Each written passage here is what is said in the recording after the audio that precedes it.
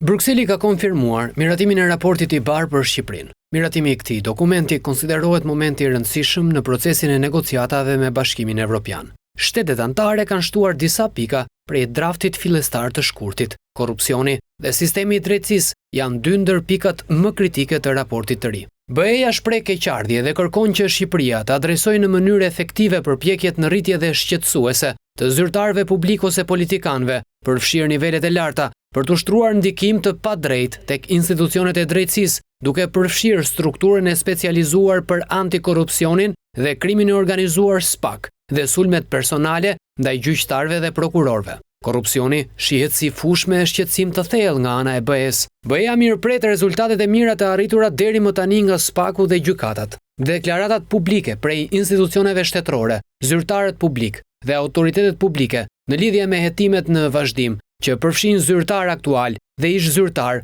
dhe antar të parlamentit duhet të respektojnë prezumimin e pafajësisë dhe nuk duhet të ndërhyjnë në procedurat në vijim. Dokumenti ngresh shqetësime edhe për lirinë e medias dhe të drejtat të tjera themelore. Bashkimi Evropian vlerëson se Shqipëria ka ende nevojë për reforma të thella për të garantuar pluralizëm mediatik dhe pavarësi editoriale. Po ashtu, sa i përket problematikës së pronave, Bashkimi Evropian kërkon që shpronësimet në emër të interesit publik të shoqërohen me kompensime të drejta për pronarët e ligjshëm. Brukseli e bën të qartë se mbyllja e kapitujve varet nga rezultatet konkrete në luftën kundër korrupsionit dhe pikat e tjera të raportit.